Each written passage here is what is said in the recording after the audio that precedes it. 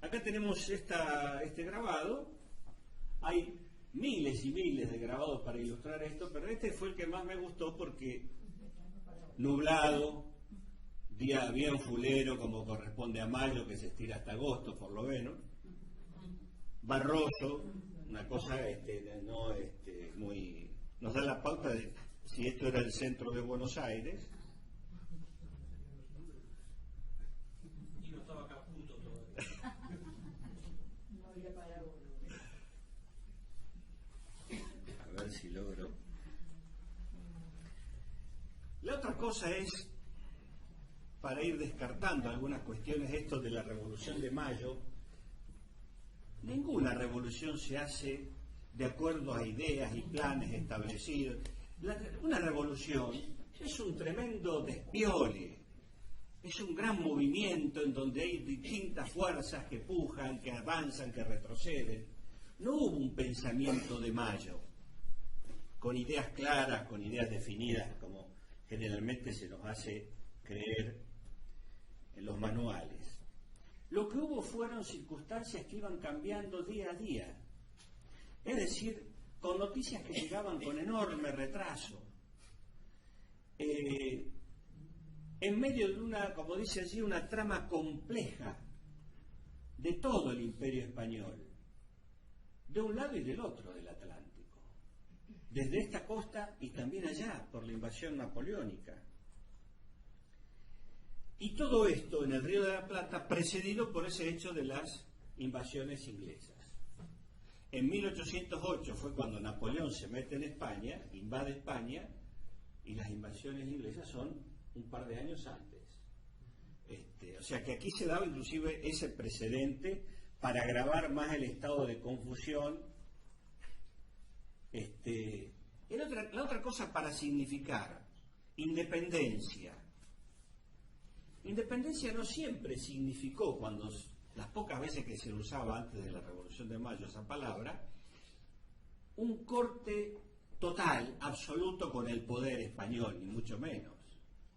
Generalmente se hablaba de independencia y se estaba hablando de mayor autonomía, que es otra cosa. ¿Se entiende? Es otra historia. Y también se hablaba de independencia, pero se hablaba de independencia con respecto a Napoleón, por esa la desconfianza con Liniers, con respecto a Portugal, que estaba permanentemente amenazando aquí en la banda oriental, con respecto a Inglaterra, con respecto también al propio Buenos Aires. Porque en el interior llega la noticia de la Revolución de Mayo y dice, bueno, estamos de acuerdo con romper las cadenas con España, pero no la vamos a atar con ustedes. El caso más típico que tenemos de esto es el caso del Paraguay. Paraguay, con su capital Asunción, jamás aceptó la primacía de Buenos Aires.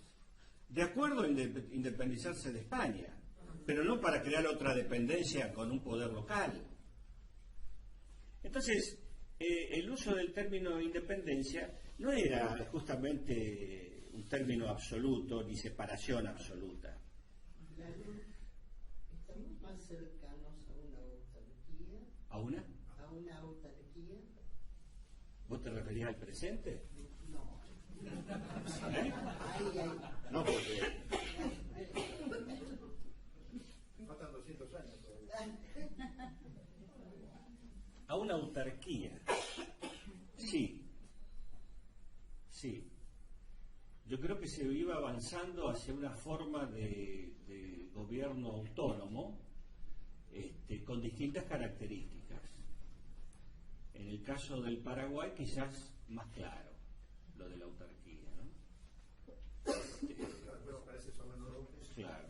Pero ya antes con Francia ya hay un camino propio y una pelea desde siempre con Buenos Aires. Ahora vamos a ver el papel de Buenos Aires, por eso la resistencia que generó en todo el interior. No generó resistencia a la Revolución de Mayo, si bien hubo algo en Córdoba, pero en general hubo adhesión en el interior. El asunto era, sí, Mayo sí, pero contra España, pero no para caer en la dependencia de Buenos Aires. ¿Puedo hacer una pregunta? A mí me parece que, bueno, a lo mejor lo desarrollas después, pero me parece que volviendo al enfoque económico, es importante el papel de Buenos Aires en la revolución, porque Buenos Aires tenía una gran población de comerciantes, y los comerciantes criollos estaban, y volviendo a lo que decía ya del monopolio, ¿no? Que por ahí después te diría si lo puedes desarrollar, el tema del monopolio. Pero los comerciantes criollos estaban bastante marginados de la actividad, justamente por no ser españoles. Entonces esa cuestión de estar, digamos, postergados en la actividad económica también tiene que ver, me parece, con el impulso que tuvo Buenos Aires a la revolución. Y eso lo podrías, o lo vas a hacer. Sí, lo que les voy a pedir es que, si no, no nos alcanza el tiempo, vamos a terminar 2:30 de la noche y yo hablando con 4 personas. Vamos a avanzar y sobre eso juntamos las preguntas y a partir de las 9 generalizamos y vemos lo que podemos responder, porque hay cosas que no estoy en condiciones de responderlas seguramente, ¿no? Está claro, pero debatiremos entre todos. El hecho importante es que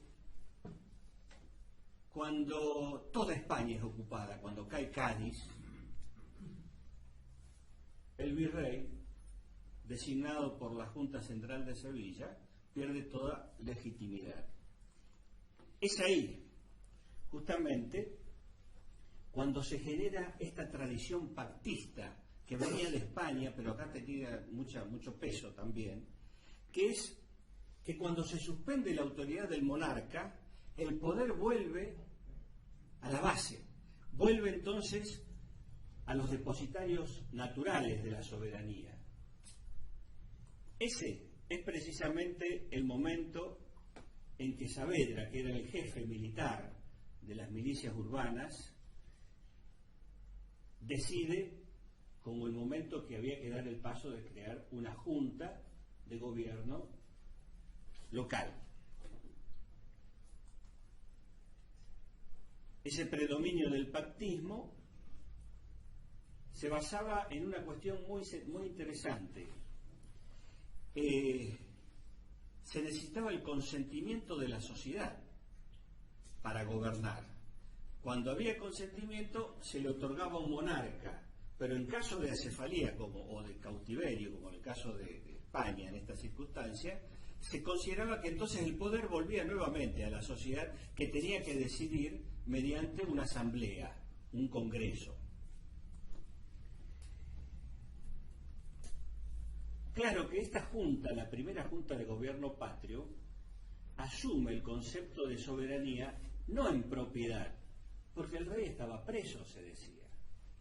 Entonces, la soberanía se asume bajo la forma de en depósito, como quien dice, provisoriamente, hasta tanto hubiera una reunión de un congreso donde los pueblos enviaran sus representantes y se decidiera un destino común.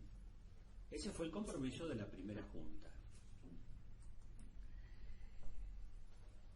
Cuando hablamos de pueblos, estamos hablando de urbanizaciones, de la población urbana, y estamos hablando, se hacía referencia en la época, de los pueblos y ciudades que tenían cabildo. Esta figura era hasta 1810. Después, esto del pueblo con cabildo se amplía bajo la visión de provincias. Justamente no se habla más de pueblos con cabildos, con esa soberanía urbana, sino que se amplía el concepto de provincias. Y son las provincias del interior las que se enfrentan a Buenos Aires. Pero tiene ese origen en los pueblos con cabildo. Y acá aparecen dos tendencias entonces, como antes habíamos mencionado esa semillita de la discordia. Las dos tendencias es, ¿se habla de una soberanía única de todo el pueblo, del virreinato? ¿O se está hablando de soberanías por tantos pueblos con organización local existente? ¿Se entiende esto? Acá aparece de nuevo la cuestión del conflicto que se generará al poco de andar. Yendo más a la cuestión económica, porque hasta ahora lo que hicimos, y esto no es casual, que es donde más se generan preguntas, en la parte más política, donde entran definiciones, etcétera, pero yo creo que esto es lo que ayuda a aclarar mucho más el aspecto económico con respecto a la historia. Acá señalamos que en todo este periodo de Revolución de Mayo y transición hasta 1860 hubo dos aspectos dinámicos en la economía del virreinato y de lo que fue después la Confederación. Primero, una actividad económica ganadera destinada directamente en su totalidad a la exportación, y después, como derivación de eso, toda la actividad comercial que se centraba en la ciudad de Buenos Aires alrededor del puerto. Y acá, en el papel del puerto de la ciudad de Buenos Aires, se centra el conflicto que iba a durar 50, 60 años por lo menos, entre el puerto de Buenos Aires y las economías regionales. Es el conflicto que marca toda esa historia de todo este periodo. Acá tenemos un plano de lo que era Buenos Aires en 1800, no mucho antes de la Revolución de Mayo, y son esas 5 cuadras para allá, 5 cuadras para allá, 5 cuadras para allá. El resto, rancherío disperso y alguna chacra, entre ellas, bueno, la zona de Miserere, de lo que es actual Plaza 11, era una chacra, en fin, había... pero esto era como para nos ubiquemos en las dimensiones de la época, ¿no? La primera actividad que mencionamos entonces era el tema de la ganadería. ¿Cuáles fueron las condiciones naturales para que esto se desarrollase tan rápidamente y espontáneamente? En primer lugar, la condición básica es la llanura pampeana. Hablar de llanura pampeana es medio una superposición de términos, porque pampa en quechua quiere decir llanura. La pampa es una enorme llanura gigantesca, ubicada en una zona de clima templado, con lluvias permanentes y tierra fertilísima, donde los pastizales, encima no hay árboles, había unos pocos ombúes armados, pero pastizales naturales, lo cual facilitó la cría de un ganado cimarrón, salvaje, fruto de la reproducción espontánea de los primeros ganados traídos por los españoles que se les escaparon, y bueno,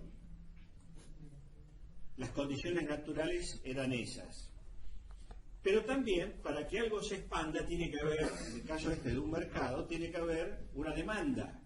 Y la demanda estaba impulsada desde el ángulo de la revolución industrial que empezaba a desarrollarse en Europa. Facilitó el tema de las reformas borbónicas, pero fundamentalmente el hecho de que los ingleses, cuando toman Buenos Aires, por ese corto periodo, establecen la libertad de comercio, lo cual fue una cosa impactante en la población, especialmente en los exportadores, los comerciantes, etcétera, ¿no? Y la Revolución de Mayo se hizo bajo la bandera de la necesidad de la libertad de comercio, como bandera. El otro elemento que facilitó el desarrollo de la ganadería fue que se trata de una empresa muy simple, de una organización, especialmente en la época, muy sencilla, muy básica, que además requiere muy poca mano de obra.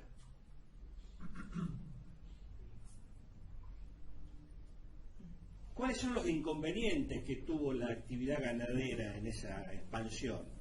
En primer lugar, que la zona no era un desierto, como se dijo, sino que estaba ocupada por pueblos originarios.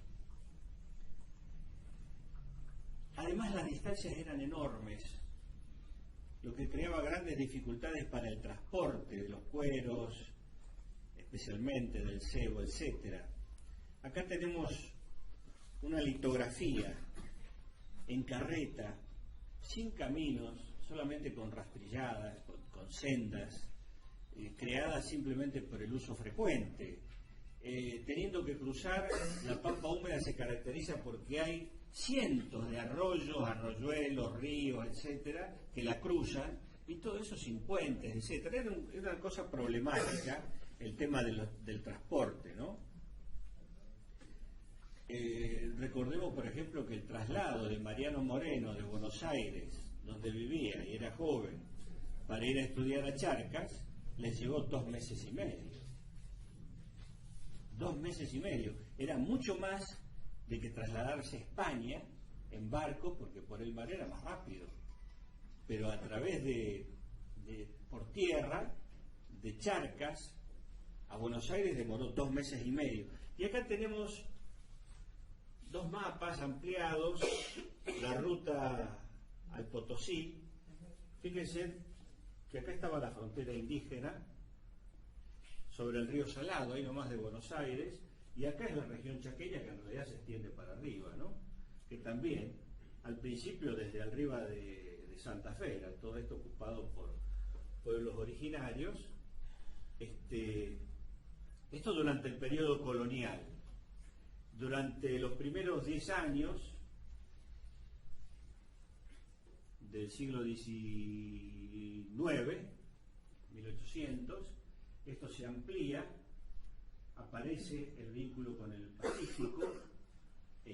Fíjense que había un montón de localidades que además tenían más vínculo con el Pacífico, con el actual Chile, que con Buenos Aires, entre ellos Cuyo.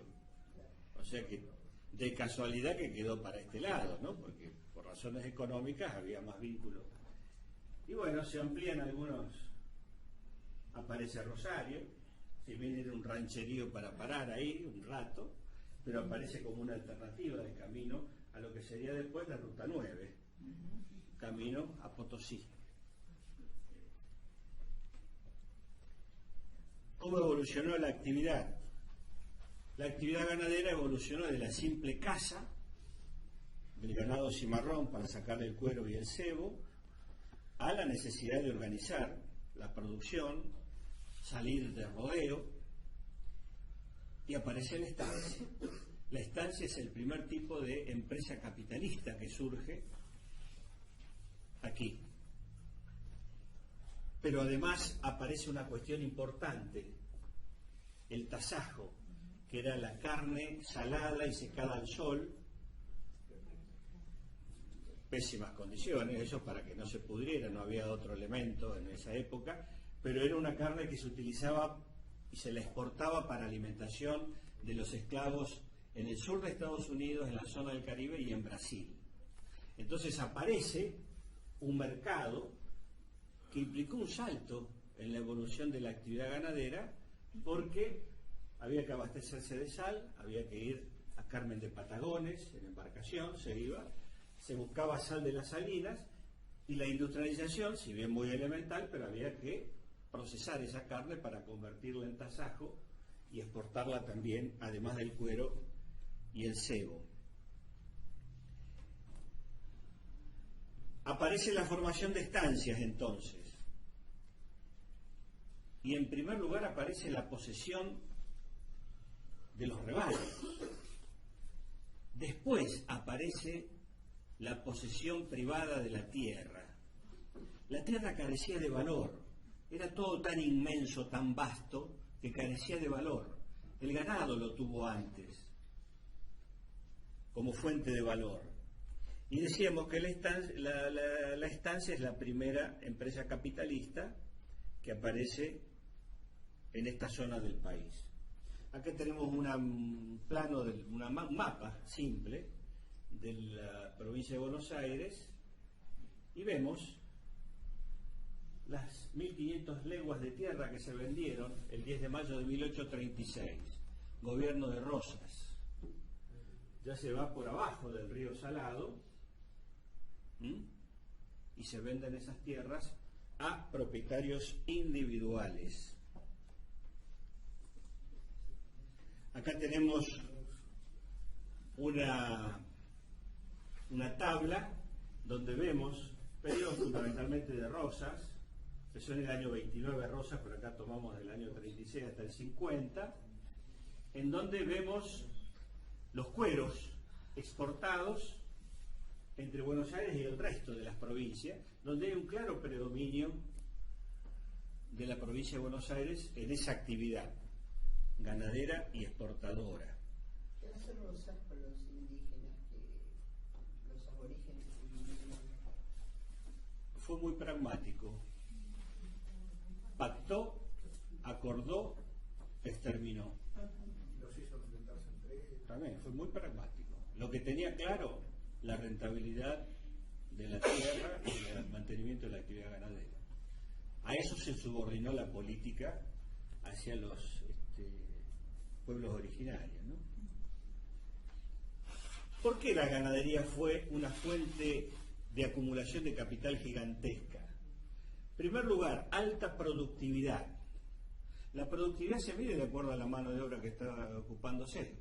Como es una actividad que ocupa muy poca mano de obra, y la riqueza que se obtenía era tan vasta y tan fácil de obtenerla, con casi nula inversión, bueno, el resultado fue una altísima productividad del trabajo que, sumado a las escasas inversiones que había que hacer, bueno, daba como resultado una rentabilidad altísima a los que iban obteniendo la propiedad sobre la tierra. Acá tenemos el caso del Saladero, donde se hacía el tasajo, como la primera aparición de una actividad con algo de industrialización en la zona. Otra imagen, un grabado del Saladero. En todo el periodo entonces que nos ocupa hoy, 1810-1860, lo que se da es una expansión de la frontera a costa de los pueblos originarios, por supuesto, una apropiación privada de las tierras que se van ocupando como característica central, y acá tenemos este mapa de la campaña del desierto de Rosas de 1833, que recién, bueno, vos me habías consultado ese tema. La frontera iba por acá, que era una frontera de fortines. Desde Monte, los Colorados del Monte, donde sale Rosas, sale otro desde San Luis, que hace este recorrido, otro desde Mendoza, que hace este recorrido, pero el más importante es el de Rosas porque es el que se expande hasta casi la cordillera y fundamentalmente toma la isla de Choel, que era un lugar central en el intercambio de los pueblos originarios. Las tropas llegan hasta Neuquén, país de las manzanas, porque ahí la población originaria producía manzanas y elaboraban sidra. Como todos los pueblos del mundo, con algo se elabora algo. Lo que importa acá es ver esto en cuanto que fue la primera organización, la primera expedición militar de ocupación de tierras, de expulsión de la población originaria, de ampliación de la frontera para el desarrollo de la actividad ganadera. La concentración de la propiedad de la tierra. Esto empieza con Rivadavia, cuando con la ley de enfiteusis se ofrecen en arriendo la tierra pública, pero era en arriendo, no en propiedad. Esta ley de enfiteusis se transforma con Rosas. En el año 1840 se vende a 293 particulares 8.600.000 hectáreas. Está claro a qué sector pertenecía Rosas, a qué sector benefició y cuál fue el modelo de país que se gestó en el periodo, ¿no? 293 particulares. Si a eso se le suman las tierras otorgadas por méritos militares, hay un total de 12 millones de hectáreas de las tierras más fértiles del país que se distribuyeron en propiedad privada. Viene después la contra de Rosas. Habría que ver contra hasta dónde, ¿no?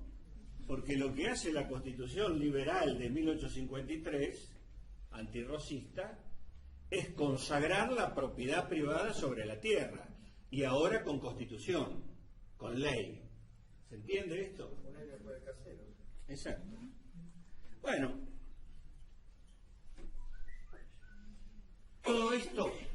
no se da en cualquier momento del país. Todo esto ocurre cuando hay una situación mundial de desarrollo ya pleno de la revolución industrial que necesita materia prima, y es la forma en que se fue gestando un modelo que fue el primer modelo económico que hubo en el país, que fue el modelo agroexportador, con centro en la pampa húmeda y empezando por la actividad ganadera. Hablábamos de la cadena de agregación de valor. Desde el vamos, dijimos, el faenamiento, es decir, la extracción del cuero, sebo, pezuñas, carne, el consumo interno y la producción de tasajo, estaba en manos locales, los terratenientes, que se iban formando como clase.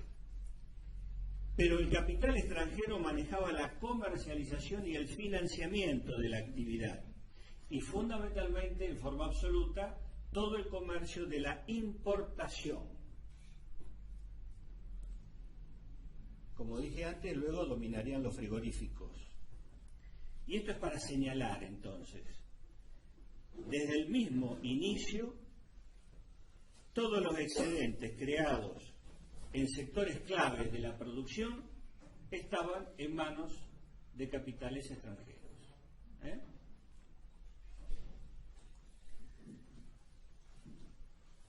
Las inversiones públicas de parte del Estado, ¿a dónde se destinaban? Fundamentalmente a la expansión de la frontera y a la lucha contra el indio. Es decir, lo que se consideraba la guerra, el aparato militar, que tenía ese fin, expandir las fronteras para la actividad ganadera. Y la actividad privada, ¿a dónde se destinaba? Se limitaba al ámbito de la estancia, a ir favoreciendo las formas de explotación ganadera. Es decir, una inversión pública estrictamente al servicio de los intereses privados y ganaderos.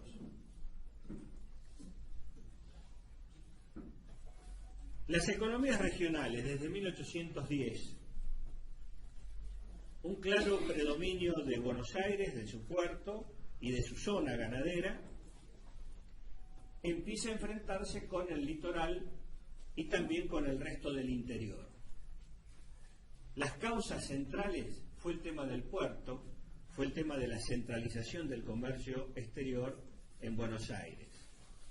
Además, Buenos Aires siempre, para mantener el monopolio del manejo del puerto, todo lo que entraba, venía y pasaba por Buenos Aires, todo lo que se exportaba tenía que pasar por Buenos Aires, prohibiendo Buenos Aires la utilización de ríos como el Paraná y el Uruguay para ingresar especialmente al litoral.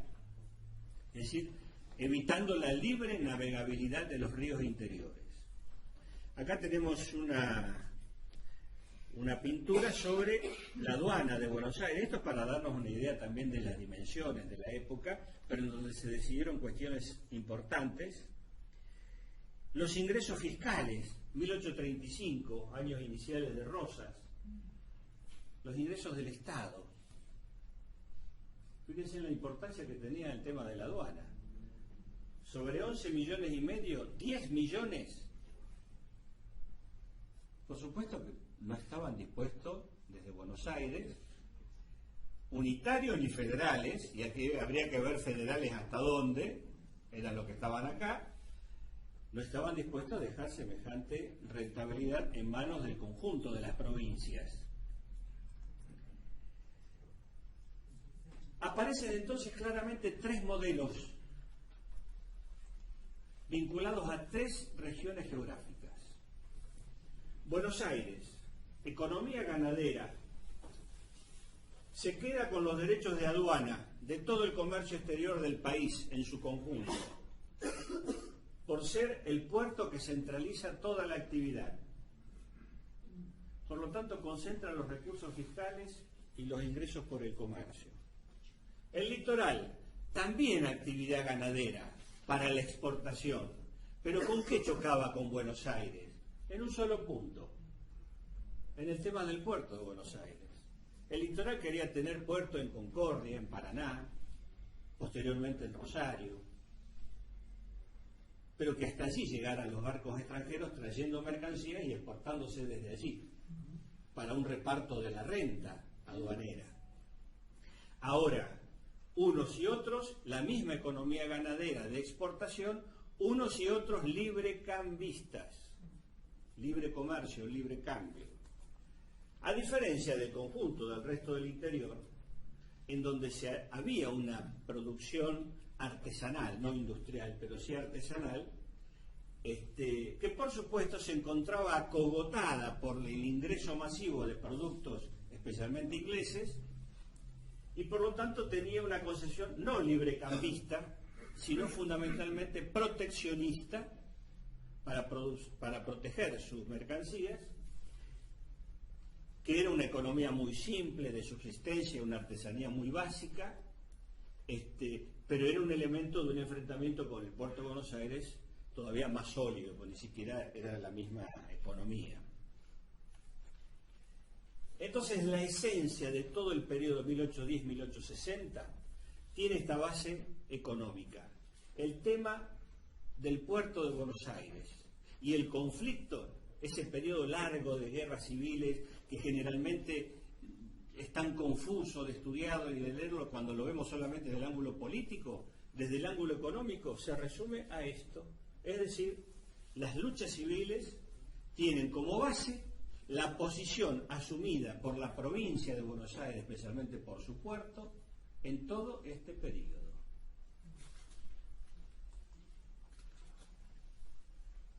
¿Qué significa ese libre cambio, ese libre comercio? Los comerciantes y los ganaderos de esta provincia y de esta ciudad estaban interesados en el crecimiento de la exportación de los bienes que producían. Por eso el libre comercio fue la bandera política de estos grupos, de los estancieros, de los comerciantes porteños. Ahora, libre exportación significa libertad de importación. Nada de proteccionismo, ¿se entiende? Porque desde afuera los ingleses no te iban a comprar el cuero o el tasajo sin venderte la producción industrial de ellos. Entonces, libres exportaciones significa libre importación necesariamente. Los productos importados se empezaron a meter en todo el país. Entonces, con libre ingreso desde Buenos Aires, fueron destruyendo las manufacturas y las artesanías del interior, que se resistió con luchas, con guerras, etc. Pero se llegó a una situación en la cual el poncho era inglés, las espuelas eran inglés, el facón era inglés, la montura era inglesa, etcétera, etcétera, etcétera. Cualquier parecido con inglés. Bueno, esto yo creo que es un periodo de la historia que nos muestra claramente, y esto está incorporado en la biografía de este tema, bajo el título La discusión de dos modelos, donde está José María y Rosas Patrón, que era el representante de los estancieros y del poder en Buenos Aires, elabora un memorándum defendiendo el libre comercio, y la respuesta desde el interior que viene como respuesta a ese memorándum es una nota que elabora Pedro Ferré, gobernador de Corrientes, justamente pidiendo exactamente el contrario, el proteccionismo de la industria local. Es interesantísimo porque esto es calcado la discusión de ahora, de la situación que tenemos ahora en cuanto a esto que se hablan de, bueno, abiertos al mundo, vinculados al mundo, insertos en el mundo. En definitiva, es la inundación de productos importados en detrimento del desarrollo industrial local y, por supuesto, de la mano de obra local. Por eso, bajo esta concepción neoliberal, sobra población en la Argentina. Sobra población. Solamente la industria es una actividad capaz de ocupar a miles y miles de personas. Pero además, por la complejidad de la industria, la industria también requiere una mano de obra que se vaya cultivando, que se vaya especializando, que vaya aprendiendo en la escuela primaria, secundaria, que sea técnico, que vaya a la universidad, se necesitan ingenieros, etcétera. ¿Se entiende? La destrucción de la actividad industrial implica retrotraernos a multitudes sin trabajo, sin cultura, sin conocimientos, que se transforman en una hoja en la tormenta del sistema capitalista.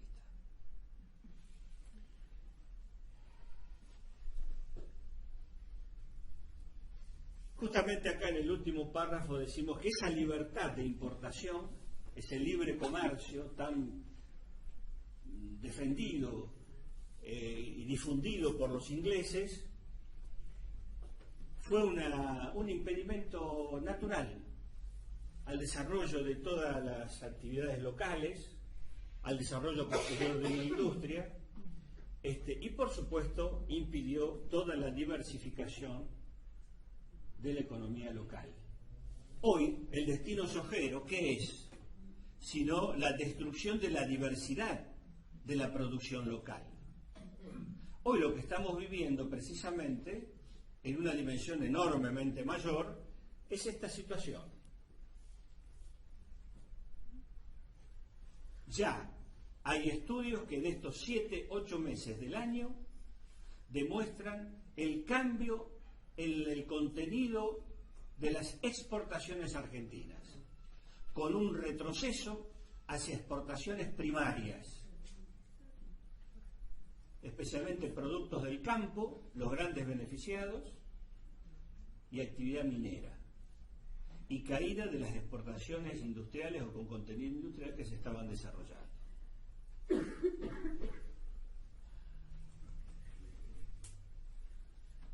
Acá viene el tema. ¿Quiénes están detrás de toda esta política? ¿Quiénes se beneficiaron?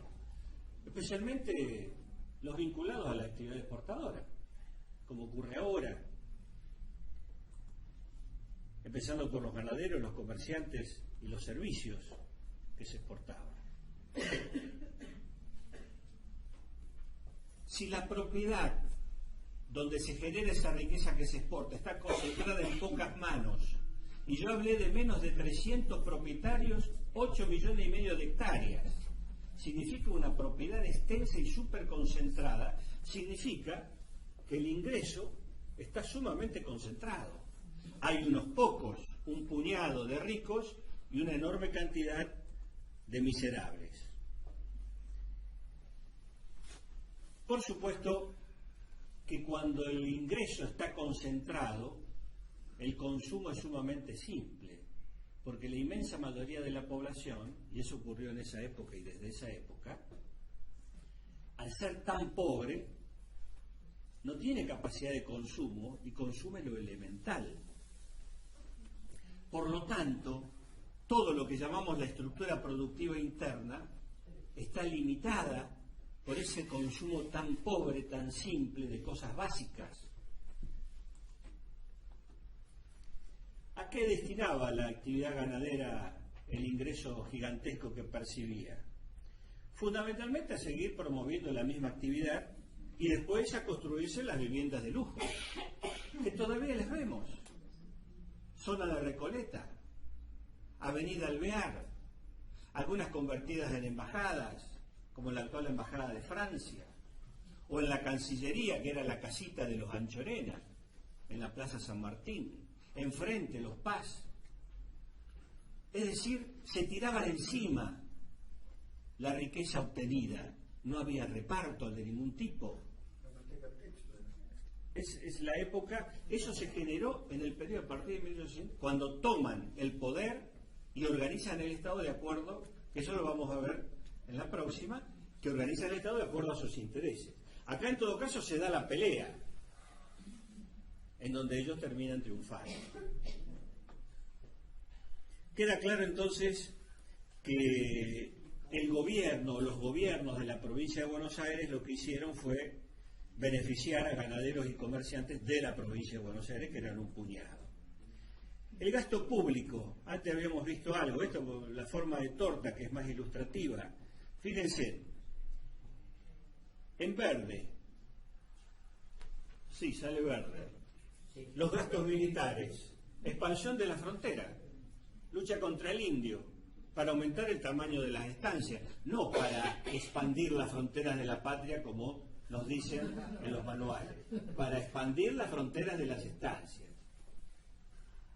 40%, expandir la administración del Estado, que era concomitante, favorable al mismo objetivo.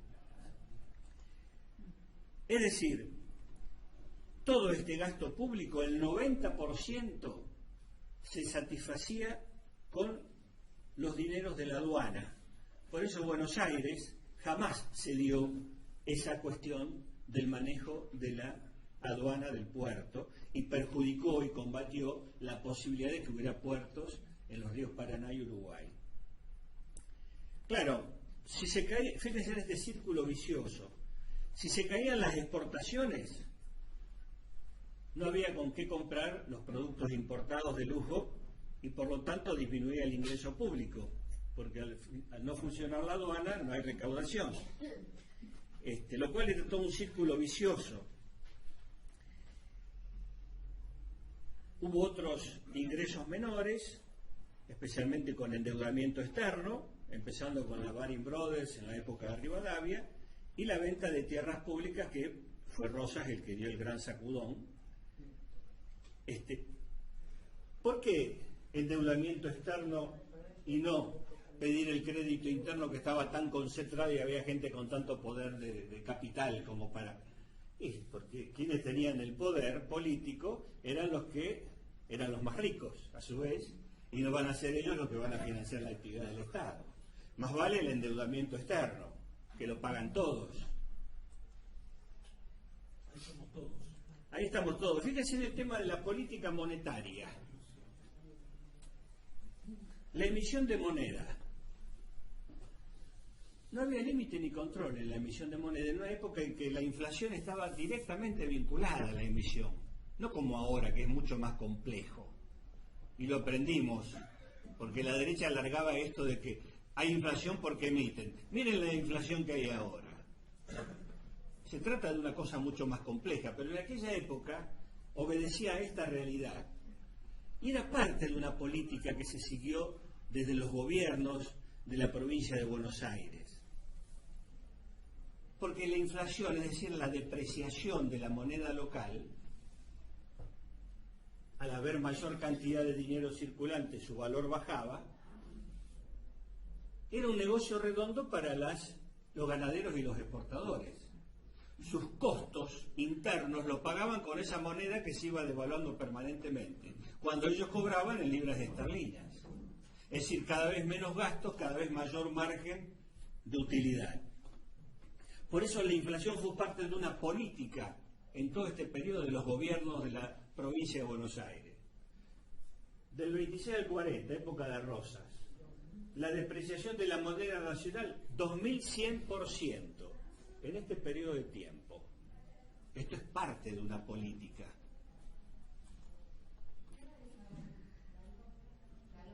Fue una forma...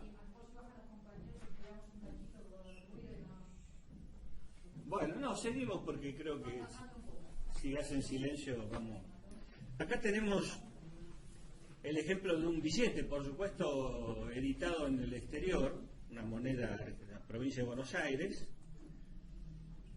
La impresión de los billetes se hacía en Inglaterra o en Estados Unidos. Billetes usados en la provincia de Buenos Aires en el periodo. Papá Washington. Fíjense ustedes que las cosas llegaban a un nivel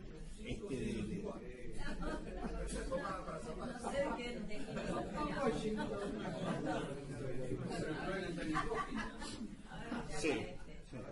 No, ahora ponen ballenas. Esto es lo que nos dejó en cuero, pero esta fue lo que se llamó la civilización del cuero. Bajísimas condiciones de vida de la población en la región pampeana, baja densidad, porque al requerir poca mano de obra no se favorece el poblamiento. Por lo tanto, una baja densidad de población en todo este periodo, un habitante por kilómetro cuadrado,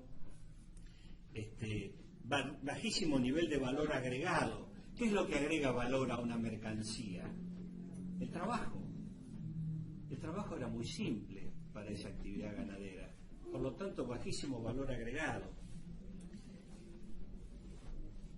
Ese monopolio de esa actividad no favoreció otras actividades. Se insertó la Argentina en ese comercio mundial capitalista como un país periférico.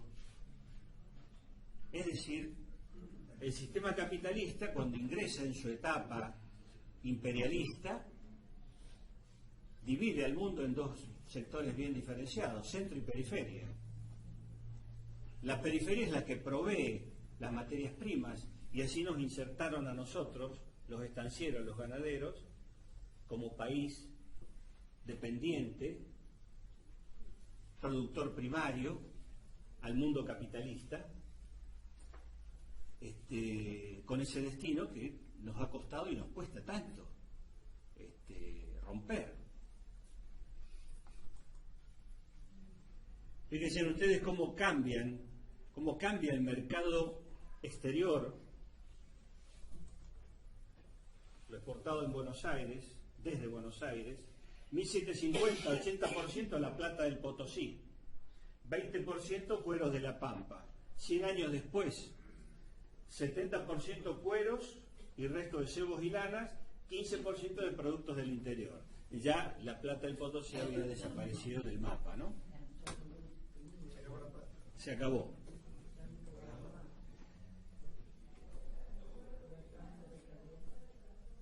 Economía pobre, escasos recursos, muy poca fuerza para imponer sus propios intereses. Eso está claro. Los ejércitos del interior, las famosas montoneras, mal armadas, mal vestidas. Los ejércitos de Buenos Aires, con armas inglesas, vestimenta, soldados pagos, etcétera. ¿Podía ser otro el desenlace de ese conflicto? No.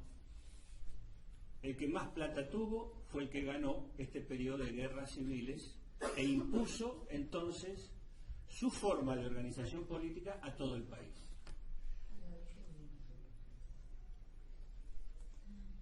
Aparece el tema de Buenos Aires y el interior.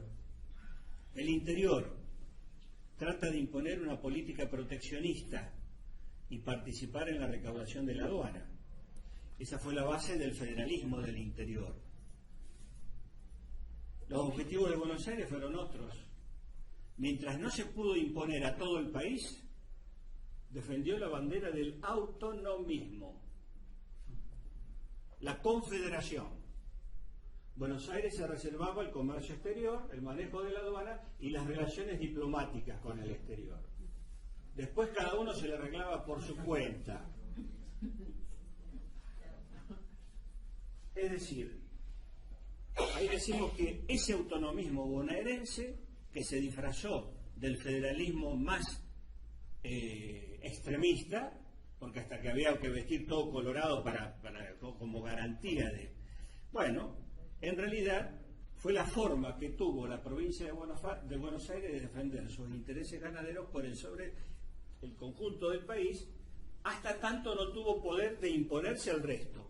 Cuando tuvo poder para imponerse al resto, crea un modelo agroexportador para todo el país. Perdóname, el Partido Autonomista, además. Exacto, sí. Origen del Partido Conservador también, ¿no? Sí. Por eso la pregunta es el federalismo. Hoy sigue siendo un término sumamente polémico y que cada uno puede interpretar una cosa distinta. Bajo la bandera del federalismo, el menemismo otorgó en los años 90 el manejo de la actividad minera a las provincias. Y las provincias han ido arreglando, y eso no se modificó hasta ahora y ahora menos, han ido negociando con transnacionales en una relación totalmente asimétrica. Porque hay transnacionales y mineras que tienen una facturación anual mayor que el PBI de países enteros. ¿Se imaginan ustedes con la provincia de Catamarca negociando una transnacional minera? ¿Qué asimetría hay? Ninguna. Ahora, eso se hizo bajo la bandera del federalismo.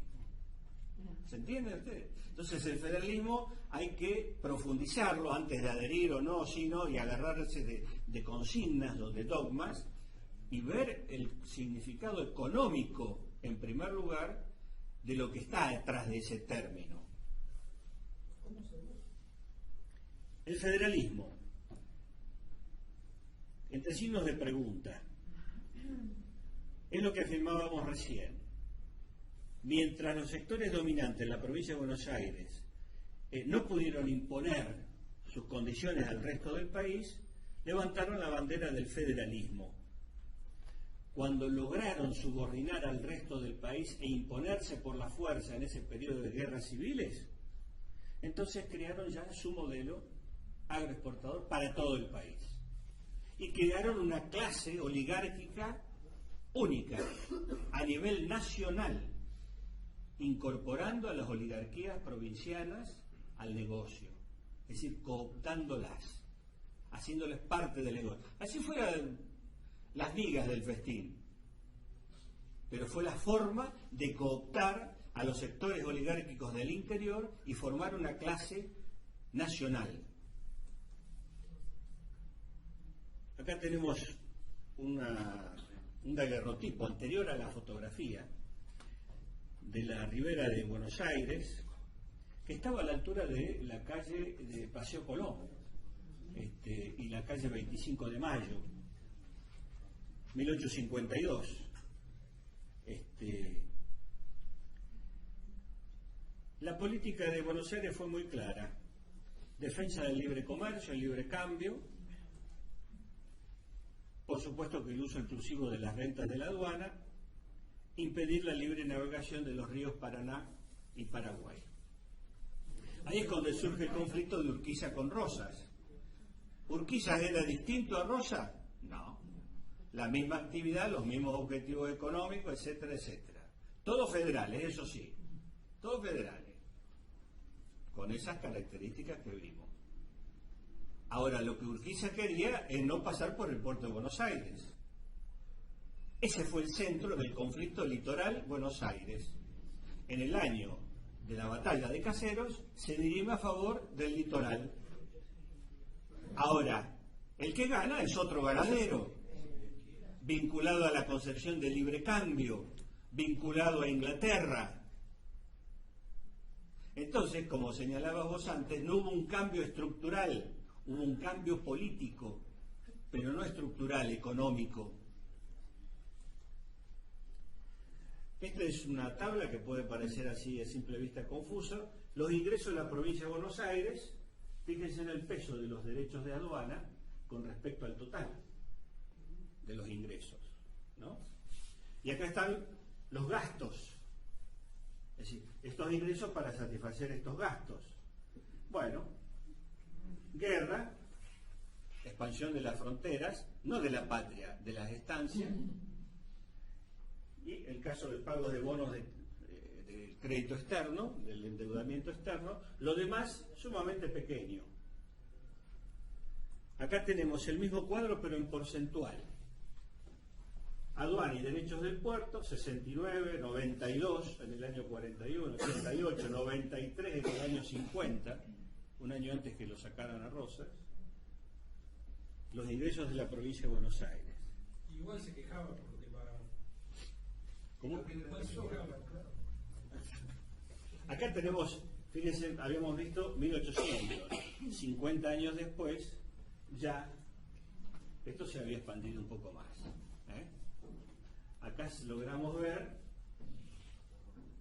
Arroyo Maldonado, actual avenida Juan B. Justo, Palermo, Casa de Rosas, acá pegado al Arroyo Maldonado, pero fíjense lo que había una distancia intermedia, ¿no? De todos modos había un crecimiento importante acá estaba recién el Riachuelo por acá, la vuelta de Rocha. Entonces, pero de todos modos, con respecto a 50 años atrás, había habido un cambio. Con esto terminamos. Este es un tema que me costó tratar de resumirlo porque es denso y tiene algunas cuestiones complejas, pero yo creo que son el escalón previo necesario para entender el modelo que sigue, el modelo económico que se organiza, que es el modelo agroexportador.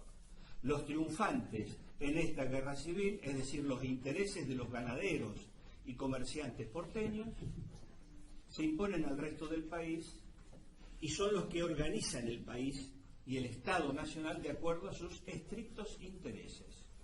Lo que los manuales nos llaman como la organización nacional, como el gran logro de todos, como hubiera sido, bueno, fue simplemente el resultado de quienes triunfaron en ese proceso de guerras civiles. Y en esas guerras civiles hubo 3 polos: Buenos Aires, Puerto y Campaña, el litoral, que era Santa Fe, Entre Ríos y Corrientes, y el resto del interior con otros intereses distintos. Yo creo que la historia económica ayuda a ordenar lo confuso que fue la historia política de ese periodo. Enfrentamientos, pases de bando de un lado al otro, que uno era federal y que no lo era, que otro decía que era unitario y estaba en el interior. Una cosa que nos llenan de nombres, de batallas, de acuerdos, de preacuerdos. Esto yo creo que organiza para empezar a entender mejor todo ese periodo que fue decisivo para la organización del Estado Nacional. Ahora sí podemos...